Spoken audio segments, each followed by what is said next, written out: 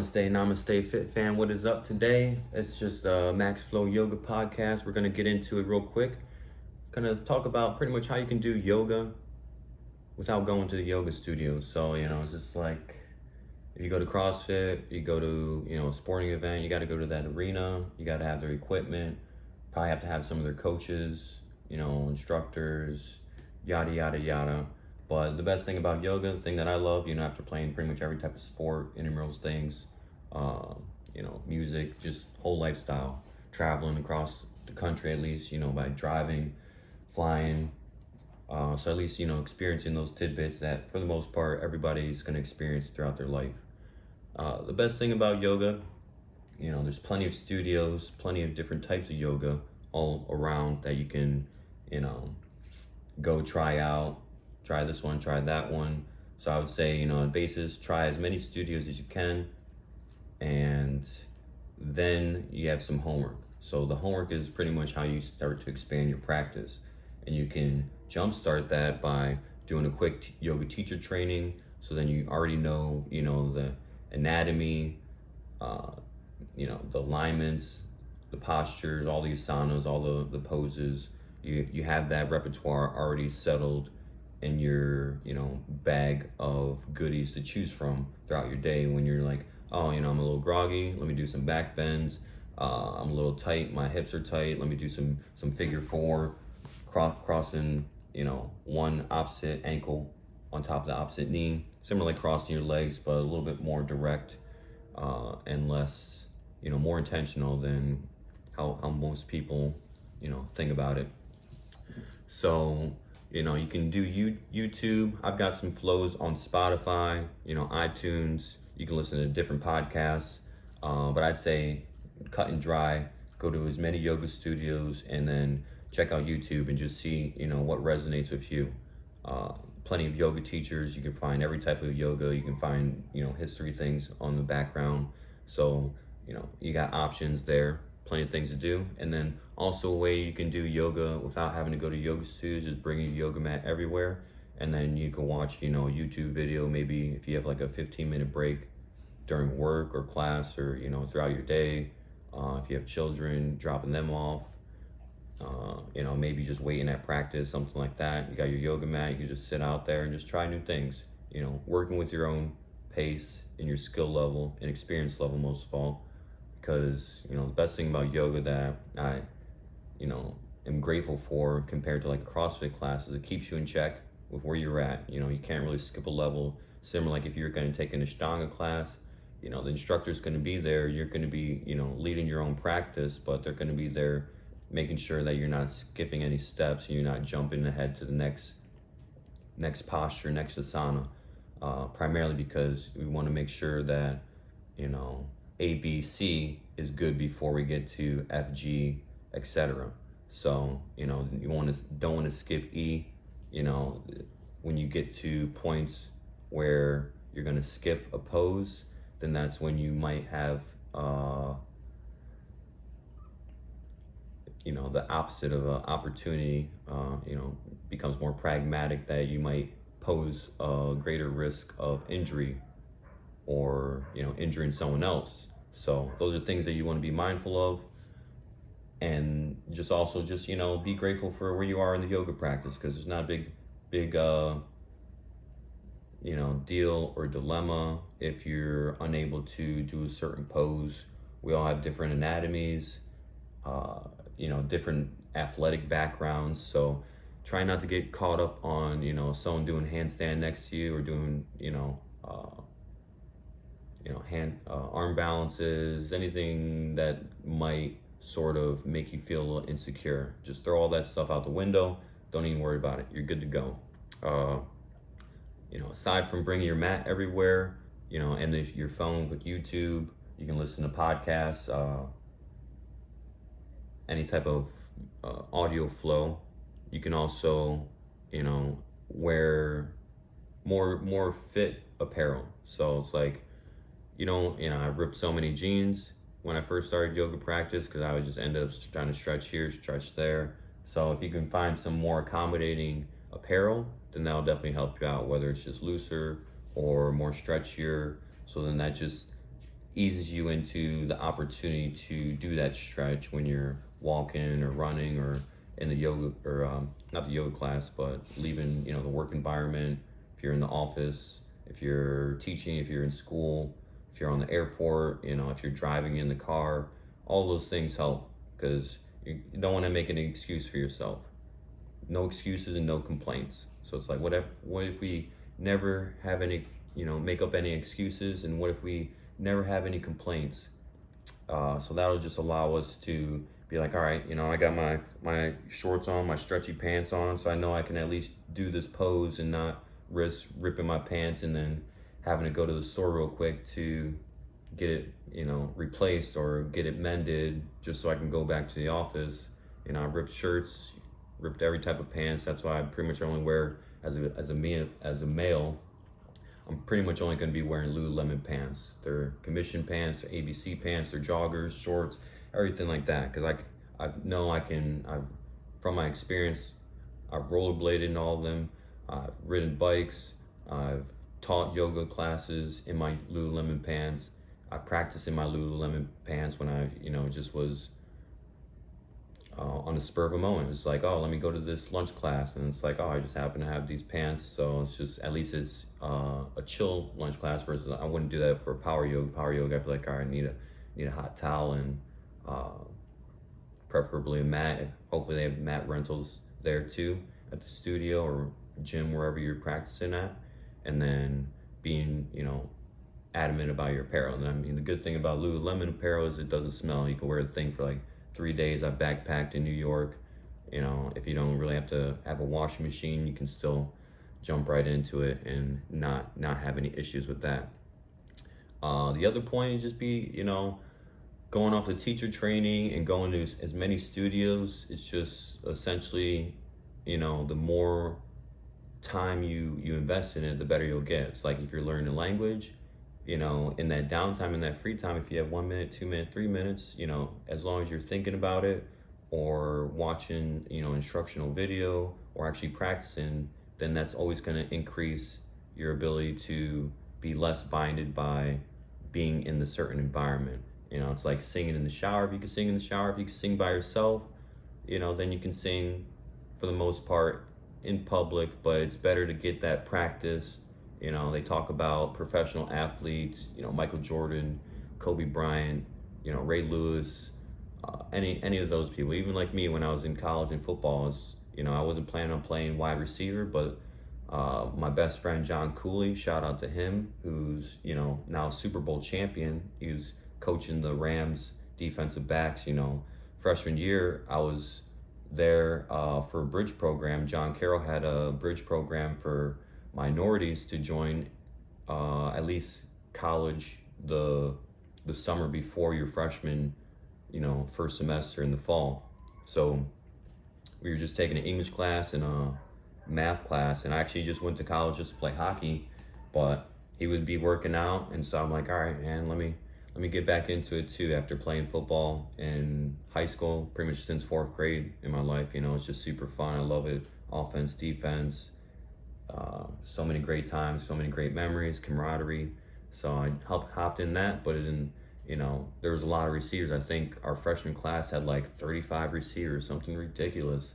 And we had our junior team and we had our varsity team, but it was all about me putting in hours after the practice, running routes, getting that muscle memory ingrained, and really just, being determined. So lights would be out on the field and I'd be, going out there 7, 8 o'clock and just running routes, just dogging myself and trying to just, cultivate and experiment with what's working, what isn't working, where can I improve myself. And that's a good thing about yoga class. It's just try and go in there with an intention, but no assumptions on, where you're going to be at. Laugh at yourself. It's okay to cry and just let go, relax. So, putting in that extra work in those small little details, anything you can do to research and just learn more, and then find any little caveat, time, space that you can to practice. So if I drop a pen or picking something up on the ground, then I'm going to do a little balance in half moon. If I'm sitting in a chair or on a fitness ball, then I'm gonna get my figure 4 hip stretches in. If I'm standing up, in line, then I'm gonna stand in Tadasana, make sure that my bone over bone alignment is maximized, so then I'm not using muscular energy, so that I'm not getting super tired, and I could just stay there forever, you know. Especially if I'm like at a concert and I've got, something in my arms, inflatable, uh, sign, totem, anything like that at the festivals, helping out my friends see where we're at. Those are little caveats. Most importantly, for sure, the breath. How's the breath going? Inhales, exhales, finding that intentional movement, and then being persistent with doing check-ins with yourself. And the more persistent you are with, doing those intentional check-ins, then the better off you'll be. Because the biggest thing is getting distracted. So, if we're at the office, if we're, with our friends, party, all that stimulus is taken away from your intention on coming back to home base. How's your home base doing? You, yourself, your body, how are you feeling mentally? Doing a check-in if you're feeling hydrated, dehydrated, you have a headache, any type of muscle that's sore, and it's just like, all right, this is sore, this is, something that's at dis-ease, and now I want to, not attack it, but I want to, start focusing some intention to mitigate whatever dis-ease is coming about. So then, you'll be able to just take your entire day as a flow. So it's like I wake up in the morning, stretch my arms, take a deep breath in, maybe get a happy baby, some supine twists left and right. You can do this all in the bed. And then, that's the thing too. It's like yoga is a moving meditation. So every where we're going, all the movements that we're doing can be drawn from like a yoga posture, or we can incorporate some sort of alignment into that movement. We're walking, we're going upstairs, we are, reaching for the door, we're, bringing things, we're leaving things, and just like trying to be mindful about we're, in that moment, being present as much as possible. And if we're present, then it just makes everything else easier, because then we're not focused on, trying to predict or assume what the future could be, and we're not trying to recultivate the past, because we always have opportunities and possibilities in the present moment to, really bring better things about for our well-being, both, physically, mentally, the whole holistic health. So, rolling out of bed, maybe get a forward fold. You can still be seated on the edge of your bed and get a forward fold, so it's not as strenuous. And then, we don't have to do any measurements on how far we're folding. You can even do a forward fold in the bed. I always love that. Toss some pillows on the lap, simple little forward fold. And then, you roll out of bed. Maybe you just roll right onto your yoga mat or the floor, do some cat cows, looking over left shoulder, right shoulder, just trying to stretch the spine out, forward, backwards, left, right. You could do a super gentle, or you could just, hop in and do a quick down dog, little vinyasa, down dog, high plank, exhale, chaturanga, inhale, upward facing dog, exhale, down dog, pedal out the knees, walking that dog. You can lift the legs, stack those hips. I always love, down dog, and then step 1 foot forward, open up into extended side angle, then triangle pose, and then rotate quarter turn, so you can do a wide leg forward fold straddle, and then walk your hand next to the opposite foot, turn the opposite direction on the mat or the floor, wherever you're at, and then get in the extended side angle there, triangle pose, boom, and then you can get back to the wide leg forward fold, and then maybe sink the hips down to a little goddess malasana squat, and then boom, right there. That's better than nothing, and it really only takes less than a minute. It's one thing that I found out when I was just holding high plank before I started yoga. I would do 15 seconds in the middle, 15 seconds dropping my heels to the left, and then 15 seconds back to the middle, and then 15 seconds to the right, and then boom, you get a minute right there, and you get, your full core working out. You can do, side planks if you need to, but those are just good options. Just like, you can establish this moving meditation without having to go to a yoga class, but it's extremely tremendously helpful if you can get as much yoga knowledge as possible about the alignment, about your body movement, and just, you know, how things should be. You always want to know what the end goal is, but also sort of like the base standards, the authorities in those poses. So like, you know, if I'm in high plank, the authority is shoulders stacked over elbows, stacked over wrists, and the creases of my wrists are making a straight line, invisible line from one to another. And then my fingers are evenly spaced out and, you know, rooted into the ground, whatever I'm doing a high plank on. And then fingertips are pressing evenly, flexing into the ground. Tops of the thighs are lifting up towards the ceiling. Low belly is getting nice and tucked and flattened out, straightened, you know, butt's not sticking up in the air. And then I'm all the way up on my tippy toes. So those would be the authorities, you know, I would say in a pose. And then from there, it doesn't matter whose body it is, it's just those are the authorities, and then go from there. So it's nice to know those authorities, especially if you're just going to a yoga class. It might be at the local fitness center or the gym, and you don't have that one-on-one conversation with the teacher. So I definitely, you know, better than college or high school, it's super rewarding to speak to the yoga teacher, pick their brain, you know. Otherwise you're gonna have to charge like 60 to 100 or more for a private session. And even in that private session, you know, it's not gonna be as concentrated because there's just so much to learn, so much to do, so much to critique, and so much to adapt to our own bodies. So that's why it's helpful to do that homework and, you know, go to as many practices as you can. Try and wear the clothes that are accommodating, so then you have less excuses, and we've got less rip, you know, apparel. So that definitely helps out.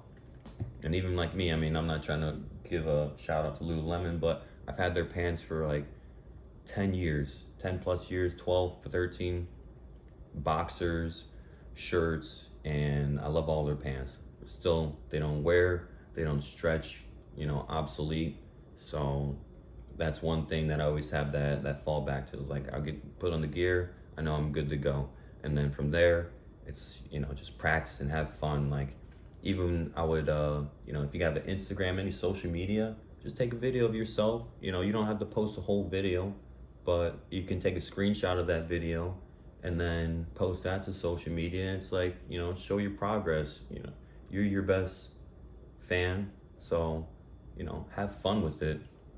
It's a journey. Most, you know, you just want to bring yoga with you. A lot of the gurus say, you know, yoga doesn't have to be your life, but make it, you know, incorporate it into your life. We all have different goals and dreams and passions and talents, for sure. Different demographics, so it's all good, you know. So just practice as much as you can. Try and wear that comfortable, accessible apparel. And if you have the opportunity to do a teacher training, they've got teacher trainings that are, let's see, you know, you can do, I did, my first teacher training was a 2-week immersion. So we did 100 hours in 1 week, and then we had a month and a half to practice with ourselves, practice with our families, like practice teaching our families and stuff like that. And then we bounced back to the studio for the last 100-hour immersion for a week. And then flip side, you can also do some more work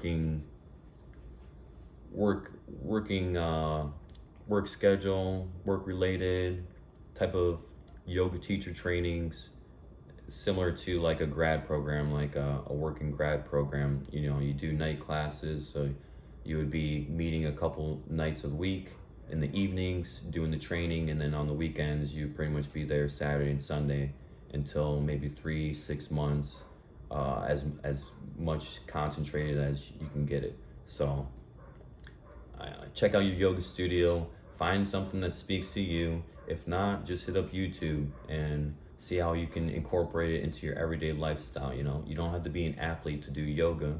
You know, as long as you're walking and sitting and breathing, you can benefit from the yoga experience. Because I've taught special needs children. I've taught, elderly, and I've taught, Lifetime Fitness, YMCA, General Electric for their workplace, EOS Fitness out in Arizona and Scottsdale, CrossFit gyms in Ohio and in LA. So everyone can benefit.